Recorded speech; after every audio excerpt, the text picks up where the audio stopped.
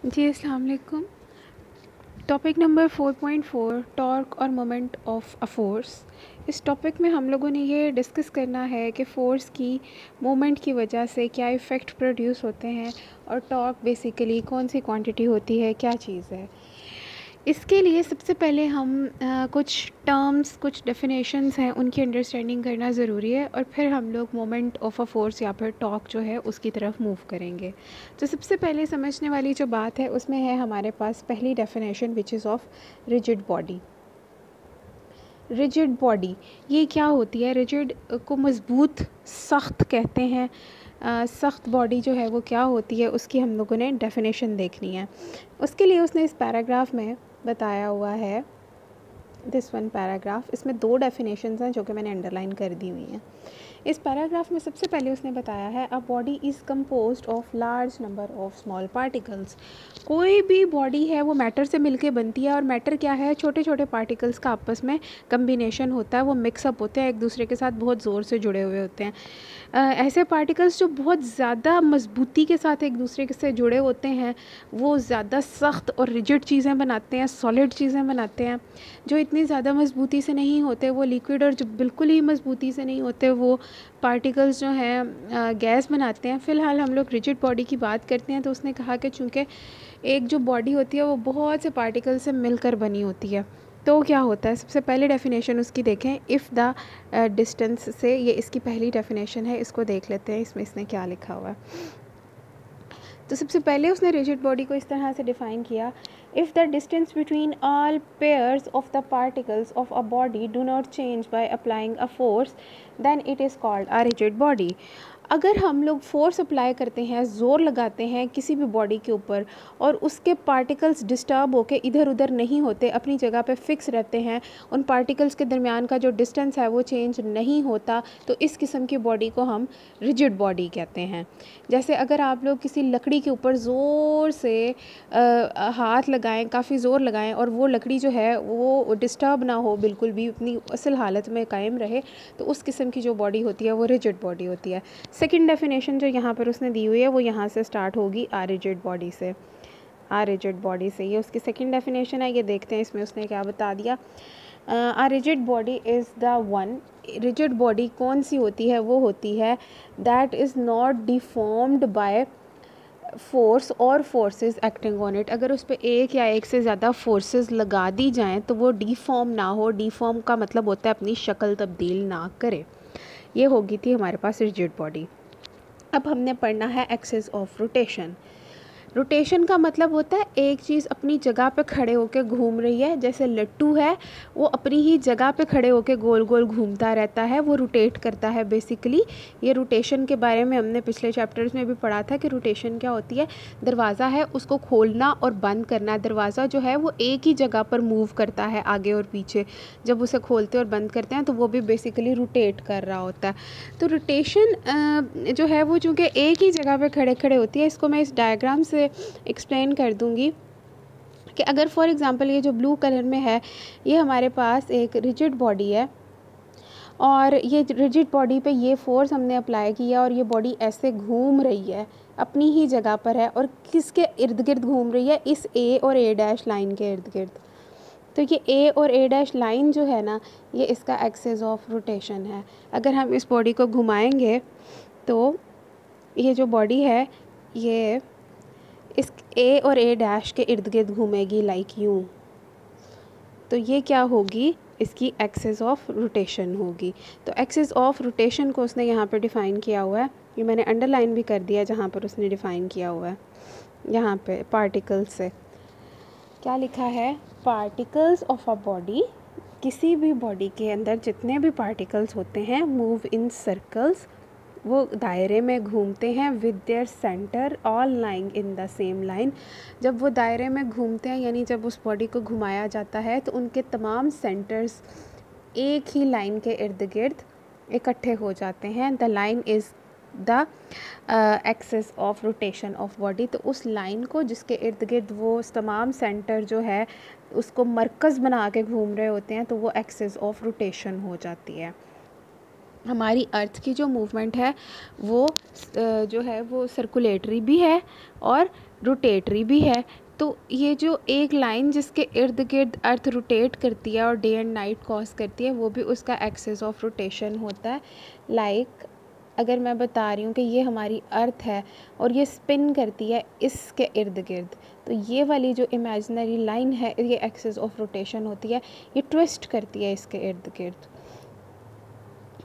अच्छा, उसके बाद ये नीचे एक पैराग्राफ है, ये पैराग्राफ आपकी अंडरस्टैंडिंग के लिए ही दिया हुआ है, मैंने ये बता दिया कि अंडरस्टैंडिंग, अब इस पैराग्राफ में अंडरस्टैंडिंग दी हुई है एक्चुअली टर्निंग इफ़ेक्ट बताया गया है कि जो फोर्सेस टर्न्स प्रोड्यूस करती हैं उसके बारे में।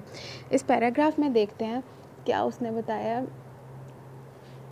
ये पैराग्राफ है आपका, force that produce turning effect, ऐसी फोर्स जो टर्न करने का इफ़ेक्ट प्रोड्यूस कर देती है, आर वेरी कॉमन, वो बहुत आम होती हैं।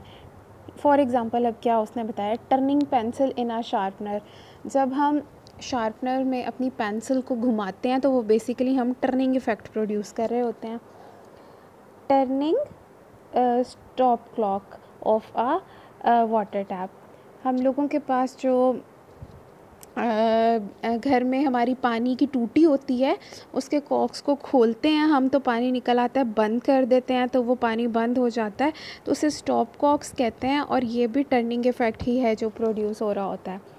टर्निंग डोर नॉब, दरवाज़े को खोलने और बंद करने के लिए उसकी नॉब को हम घुमाते हैं, टर्न करते हैं तो वो खुलती है, टर्न करते हैं तो वो बंद हो जाती है, वो भी क्या होती है, टर्निंग इफ़ेक्ट की एग्जांपल है। एंड सो ऑन, इस तरह से बहुत सी are some of the examples, कुछ ऐसी एग्जांपल्स हैं where a force produces and turning effect, जहाँ पे जो फोर्स है वो टर्निंग इफ़ेक्ट प्रोड्यूस करती है। अब उसके बिल्कुल नीचे उसने बताया है कि टर्निंग इफ़ेक्ट होता क्या है। Turning effect of a force is called torque, तो जो फोर्स टर्निंग इफ़ेक्ट प्रोड्यूस करती है उसको हम टॉर्क कहते हैं। यहाँ पे उसने टॉर्क को भी डिफ़ाइन कर दिया। टॉर्क को हम मज़ीद आगे भी पढ़ते हैं, लेकिन उससे पहले टॉर्क के रिलेटेड कुछ अंडरस्टैंडिंग्स हैं वो हम डेवलप कर लेते हैं, फिर हम आगे टॉर्क के बारे में मज़ीद पढ़ेंगे। फ़िलहाल टॉर्क के लिए यही है कि वो टर्निंग इफ़ेक्ट प्रोड्यूस करती है। ये एक स्पैनर की एग्ज़ाम्पल है। स्पैनर आप सब लोगों ने अपने घर में देखा होगा। स्पैनर बहुत सी तरह के होते हैं, कुछ छोटे भी होते हैं और कुछ बड़े भी होते हैं। स्पैनर को बेसिकली नट्स को खोलने और बंद करने के लिए इस्तेमाल किया जाता है। और स्पैनर क्या चीज़ होती है कि ये भी टर्निंग इफ़ेक्ट प्रोड्यूस करती है जब भी इसके ऊपर फोर्स लगाई जाए। अब यहाँ पे आप देख सकते हैं कि रेड कलर में फोर्स लग रही है, 2 स्पैनर्स हैं आपको एक्चुअली गिवन है। अब स्पैनर का काम क्या है, वो बिल्कुल नट के ऊपर फोर्स नहीं लगाता, बल्कि अगर नट इस जगह पर मौजूद है तो नट से थोड़ा सा डिस्टेंस पे जाके फिर हम लोग उस पर फोर्स अप्लाई करते हैं। इसी तरह से ये नट यहाँ पे मौजूद है और इससे काफ़ी डिस्टेंस पे जाके हम लोग फोर्स अप्लाई कर रहे हैं। तो होता क्या है, अब आप देखें कि ज़्यादा बेहतर तौर पे कौन सा जो स्पैनर है वो काम करेगा, जिसका डिस्टेंस इस नट से ज़्यादा है। ऑफ कोर्स इस पे कम फोर्स लगेगी और ये ज़्यादा अच्छी परफॉर्मेंस देगा। रादर ये जो नीचे वाला नट है इसका ये जो डिस्टेंस है वो कम है नट से, तो इसके ऊपर जो है हमें ज़्यादा फोर्स लगानी पड़ेगी और इतने अच्छे तरीके से काम परफॉर्म नहीं होगा। तो बेसिकली ये जो डिस्टेंस होता है जहाँ से फोर्स हम अप्लाई करते हैं, जहाँ पे टर्निंग इफ़ेक्ट प्रोड्यूस करना होता है, वहाँ से लेकर जहाँ पे फोर्स अप्लाई की जाए वहाँ तक का डिस्टेंस, उस डिस्टेंस को हम मोमेंट आर्म कहते हैं। मोमेंट आर्म कहते हैं, ठीक है। तो इसको समझने के लिए हम लोग जो है मोमेंट आर्म क्या होती है वो, और फिर line of action of force क्या होता है उसको भी देख लेते हैं। अब ये जो पिछली डायग्राम थी उसमें भी आप देख रहे थे कि ये यहाँ से ये हमने फ़ोर्स को अप्लाई किया है। फ़ोर्स को हमने अप्लाई कहाँ पे करना था, इस वाले पॉइंट पर। इस पॉइंट पे हमने डायरेक्ट फ़ोर्स अप्लाई नहीं की, बल्कि कुछ डिस्टेंस से हमने फ़ोर्स अप्लाई की। उस डिस्टेंस को यहाँ पे उसने कैपिटल एल का सिंबल दे दिया है और मोमेंट आर्म उसका नाम रख दिया गया है। अब हम लोग इसके बारे में कुछ देख लेते हैं, फिर आगे बढ़ते हैं। Line of action of force क्या चीज़ है। Line of action of force सबसे पहले देखते हैं कि line of action of force क्या होती है। Line along with a force acts is called the line of action of force. ऐसी लाइन जिसके साथ में फोर्स एक्ट कर रही है उसे हम line of action of force कह देते हैं, जिसके अलोंग, ठीक है, फोर्स एक्ट करे। अच्छा, नेक्स्ट है जी moment arm. Perpendicular distance between the axis of rotation and line of action of the force is called the moment arm. Perpendicular distance होना चाहिए फोर्स से, जैसा कि आप यहाँ पे देखते हैं फोर्स जो है वो इस तरफ है और डिस्टेंस जो है वो यूँ है, ये दोनों एक दूसरे के परपेंडिकुलर हैं। परपेंडिकुलर का मतलब इन दोनों के दरमियान 90 डिग्री का एंगल बन रहा है। तो ये परपेंडिकुलर डिस्टेंस होता है जहाँ पे मूवमेंट प्रोड्यूस करनी हो, मोमेंट प्रोड्यूस करनी हो, वहाँ से जहाँ पे फोर्स लगाई जाए वहाँ तक का जो डिस्टेंस होता है वो परपेंडिकुलर डिस्टेंस होता है। तो perpendicular distance between the axis of rotation, axis of rotation से लेकर line of action of force तक का जो भी हमारा डिस्टेंस होता है उसको मोमेंट आर्म कहते हैं। इस डायग्राम में मैं एक्सप्लेन कर देती हूँ। देखें जी, ये line of action of force है ए और ए डैश, ये वाली, यहाँ से लेकर ये जो यहाँ तक का डिस्टेंस है जहाँ पर हम फोर्स अप्लाई कर रहे हैं, इस डिस्टेंस को हम लोग मोमेंट ऑफ आर्म कह देंगे। होप सो ये बात आपको क्लियर हो चुकी है। अब बताने वाली बात क्या है आपको, हम लोग बात असल में जो कर रहे थे वो हम टॉर्क की बात कर रहे थे, और टॉर्क को जो है हम मोमेंट ऑफ फोर्स भी कहते हैं क्योंकि ये फोर्स की वजह से इसकी मूवमेंट प्रोड्यूस होती है। अब जहाँ तक इस टॉपिक का ताल्लुक़ है, टॉर्क का ताल्लुक़ है, टॉर्क की डेफिनेशन हमें यहाँ पे ये पिंक बॉक्स में गिवन है, और टॉर्क की जो बाकी डिटेल है वो असल में अगले पेज पे यहाँ पे गिवन है। दरमियान में जो सब कुछ आया है वो उसकी एक्सप्लेनेशन थी। अब टॉर्क की डेफिनेशन के बाद इसका डायरेक्टली ताल्लुक़ इस पे बनता है।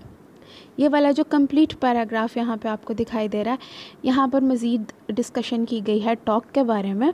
तो व्हाट इज़ टॉर्क? टॉर्क को मैंने डिफ़ाइन कर दिया था कि टॉर्क जो है turning effect of a force को कहते हैं, और मज़ीद इसके बारे में इस पैराग्राफ में डिटेल गिवन है, इसको हम पढ़ लेते हैं। द टॉर्क और moment of a force depends upon the force F and the moment arm L। क्या कहा? टॉर्क किस किस चीज़ से बनता है? टॉर्क बनता है फोर्स से, और जो मोमेंट आर्म है उसे L से हमने रिप्रेजेंट किया हुआ है। इन दोनों के होने से, इन दोनों की वजह से, इन दोनों के मिलाप से जो चीज़ वजूद में आती है, जो एक्चुअली क्वांटिटी बनती है, वो टॉर्क होती है। Greater the force greater is the moment of the force. जितनी ज़्यादा फोर्स लगाएंगे उतना ज़्यादा मोमेंट ऑफ फोर्स प्रोड्यूस होगा, यानी टॉर्क प्रोड्यूस होगा। गर्ल्स, मोमेंट ऑफ फोर्स और चीज़ होती है और मोमेंट ऑफ आर्म और चीज़ होती है। मोमेंट ऑफ फोर्स और टॉर्क एक ही चीज़ के दो नाम हैं। सिमिलरली इसी तरह से longer is the moment arm, जितनी ज़्यादा लंबी मोमेंट आर्म होगी, मोमेंट आर्म जो L था, longer is the moment arm greater is the moment of the force. जितना ज़्यादा मोमेंट आर्म होगा उतना ज़्यादा टॉर्क प्रोड्यूस होगा, यानी उतना ज़्यादा टर्निंग इफेक्ट ज़्यादा अच्छा और बेहतरीन प्रोड्यूस होगा। दस the moment of the force और टॉर्क टॉ। अब टॉर्क जो है उसका सिंबल जो है वो टॉ है। अभी मैं आपको बताऊंगी इसे कैसे लिखना है। Is determined by the product of force F and the moment arm L। Torque जो हमारी क्वांटिटी प्रोड्यूस हुई फोर्स और मोमेंट आर्म की वजह से, उसका फार्मूला अब हमने यहाँ पर ड्राइव कर लिया, और उसका फार्मूला क्या है कि tau is equal to F multiplied by L। Tau हमारे पास इटालियन लेटर है और इसको हम यूँ लिखते हैं, इसे टॉ कहते हैं। Tau is equal to F multiplied by L। उसके बाद देखिए, SI unit of the torque जो है इज़ न्यूटन मीटर। न्यूटन जो है वो फोर्स का यूनिट, और L चूँकि मोमेंट आर्म थी, ये एक डिस्टेंस ही था, इसका यूनिट मीटर होगा। दोनों मिलाकर न्यूटन मीटर बन गए, तो टॉर्क का जो यूनिट आया है वो न्यूटन मीटर आया है। उसके बाद जो नीचे वाली लाइंस हैं उसमें उसने टॉर्क को डिफ़ाइन किया गया। देखें किस तरह से उसने टॉर्क को डिफ़ाइन किया। A torque of 1 newton metre is caused by force of 1 newton acting perpendicular to the moment arm 1 metre long. 1 newton metre torque कब प्रोड्यूस होगा? जब 1 न्यूटन की फोर्स एक्ट करेगी परपेंडिकुलरली किस पे? 1 मीटर लॉन्ग मोमेंट आर्म पर। तो इसको हम लोग टॉर्क कहते हैं। उसके बाद नीचे जो एग्जांपल दी हुई है, इस एग्जांपल को हम समझते हैं कैसे सॉल्व करना है। अ मशीन टाइटन्स, एक मशीन जो है वो टाइट कर रही है द नट, एक नट को ऑफ बाईसाइकिल, बाईसाइकिल के नट को using a 15 centimetre long spanner, 15 centimetre लंबा स्पैनर है। अब यहाँ पे यहीं पे जब हम गिवन डाटा लिखेंगे तो 15 सेंटीमीटर को हम फॉरेन मीटर्स में चेंज कर देंगे, 15 को डिवाइड कर देंगे हम लोग 100 से, तो वो 0.15 मीटर आ जाएगा। अच्छा, 15 metre long spanner by exerting a force of 200 newton, उस पर जो फोर्स एक्सर्ट की जा रही है वो 200 न्यूटन है। फाइंड द टॉर्क, टॉर्क हमने फाइंड करना है। फार्मूला टॉर्क का होता है F multiplied by L। Force 200 Newton है और हमारे पास 0.15 मीटर, इसको मीटर में कन्वर्ट करना नहीं भूलना। कैलकुलेट करेंगे आपके पास आंसर आ जाएगा, प्लीज़ इसे कैलकुलेट कीजिएगा। अच्छा, उसके बाद चूँकि इसी से रिलेटेड एक बात अगली हो रही है तो हम लोग डायरेक्टली इसके बाद मूव कर लेते हैं अपने पेज नंबर 96 पे। वहाँ पे आपको कपल का टॉपिक नज़र आएगा। अब कपल क्या चीज़ है, इसको भी यहीं पे हमने टॉर्क के साथ ही अंडरस्टैंड करना है। कुछ मूवमेंट्स इस तरह की फोर्स प्रोड्यूस करती है कि होते वो भी टर्निंग इफेक्ट है, लेकिन उस पर एक फ़ोर्स नहीं लग रही होती, एक से ज़्यादा फोर्स लग रही होती है। जैसे सबसे पहले एग्जांपल में आपको दिखाया कार का स्टीयरिंग है। कार का स्टीयरिंग भी टर्निंग इफेक्ट प्रोड्यूस कर रहा है। यहाँ से लेकर यहाँ तक एक फ़ोर्स अप्लाई हो रही है और बिल्कुल वहीं से यहाँ तक एक फ़ोर्स अप्लाई हो रही है। अब यहाँ पे ये line of action of force same है, ये line of action of force same है, लेकिन यहाँ पे दो तरह की फोर्सेस प्रोड्यूस हो रही हैं, एक इस तरफ और दूसरी नीचे की तरफ, ठीक है। और यहाँ पे दो मोमेंट आर्म बन गए और दो फोर्सेस आ गई। अब यहाँ पर जो टॉर्क असल में प्रोड्यूस हो रहा है वो एक नहीं हो रहा, दो हो रहे हैं।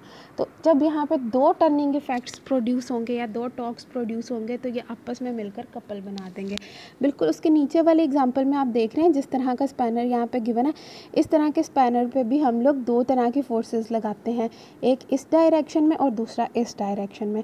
अब यहाँ पर line of action of force, ये line of action of force एक है, यहाँ से यहाँ तक एक मोमेंट आर्म और यहाँ से यहाँ तक दो मोमेंट आर्म और दो फोर्सेस इस पे लग रही हैं, दो torques at a time produce हो रहे हैं जो कि हमारे पास टर्निंग इफेक्ट प्रोड्यूस कर रहे हैं। इस तरह के टर्निंग इफेक्ट को हम कपल कहते हैं। कपल की डेफिनेशन हम लोगों को पिंक वाले बॉक्स में गिवन है, ये देख लें।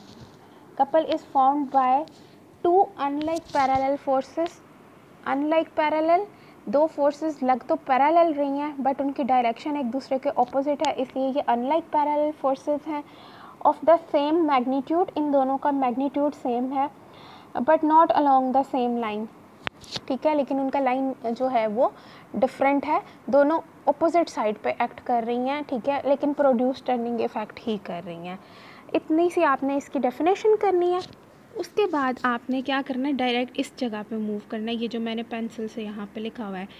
कपल का जो फॉर्मूला है वो क्या होता है, कपल का फॉर्मूला होता है 2 multiplied by F cross L, ठीक है। 2 F क्रॉस L का मतलब टॉर्क, टॉर्क जब डबल हो जाता है तो वो बन जाता है हमारा कपल।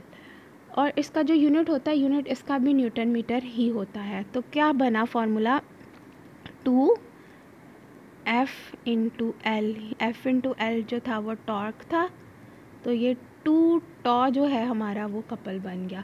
तो कपल में सिर्फ आपने इतना ही करना है जितना मैंने आपको बता दिया, डेफिनेशन, फॉर्मूला, यूनिट, जस्ट, ठीक है। ये हमारा आज का काम था।